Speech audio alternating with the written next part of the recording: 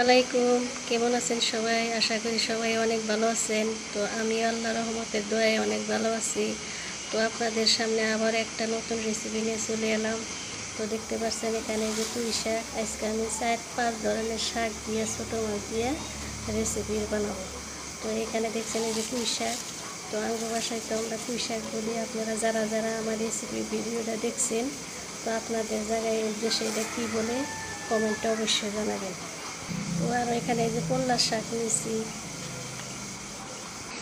এই যে দুধ কচুর পাতা, আর এই যে কাঁকরোলের পাতা, আর যেখানে এলে তেলাকুচার শাক।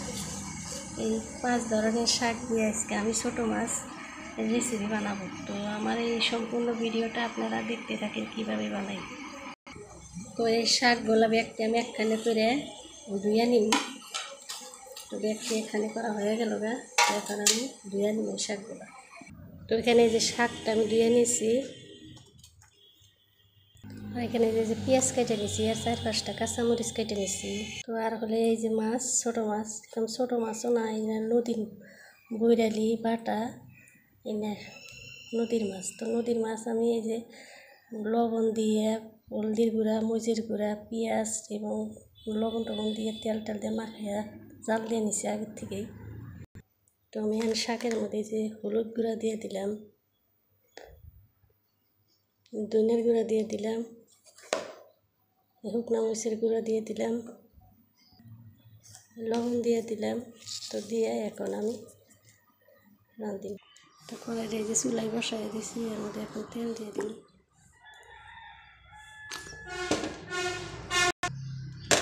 তেল দেওয়া হয়ে গেছে, এখন পেঁয়াজ দিয়ে দিলাম, কাঁচামরিচ দিয়ে দিলাম, দিয়ে আমি ডরাই দিলাম। তো আর এখানে এই যে কাঁচা জিরে, রসুন এবং কাঁচামরিচ বাটা।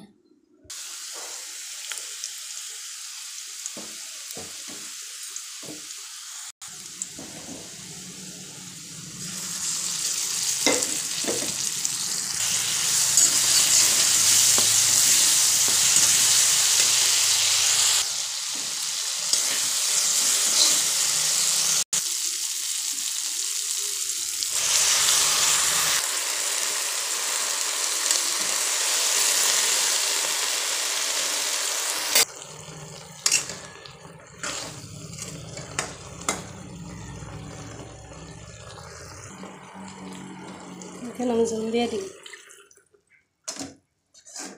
জল দেওয়া হয়ে গেছে গা, এখন মাছ দিয়ে দিই।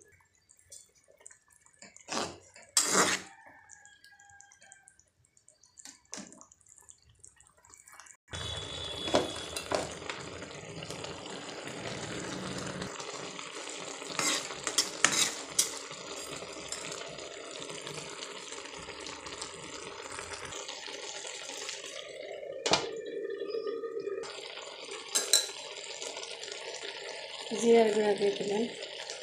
তরকারিটা হয়ে গেছে, নামাই।